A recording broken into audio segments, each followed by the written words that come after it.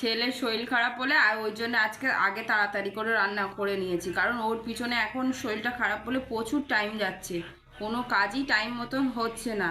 একটু আগে চান করেছি, আজকে রান্না টান্না করে ছেলেকে খাইয়ে তারপরে চান করেছি। এ দেখো শসা কেটে নিয়েছি, বেশি কাটিনি গো, সবার ঠান্ডা লেগে আছে। আর ফ্রিজের শসা অনেকক্ষণ বার করে রেখেছি, তবুও ঠান্ডা লেগে আছে বলে অল্প করে কেটেছি।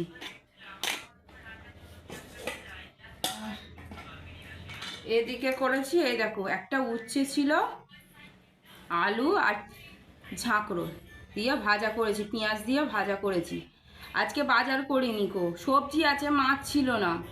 ফ্রিজে অনেক সবজি আছে, কিন্তু মাছ না থাকলে কি দিয়ে রান্না করবো? আর শুধু তো খেতে চাইবে না, নিরামিষ খাবেই না, আমার ছেলে তো নিরামিষ খাবেই না, আর তোমার দাদা ভাইও খেতে চায় না। আর এই যে চচ্চড়ি, সব রকম সবজি দিয়ে একটু চচ্চড়ি হয়েছে, অল্প অল্পই করা হয়েছে, কারণ খাবে না তো, শুধু কি করব, অনেক অনেক করে অল্প অল্প করেই করা হয়েছে।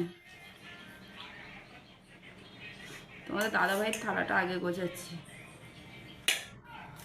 আর করেছি এই দেখো ডাল, অল্প করে করেছি ডাল।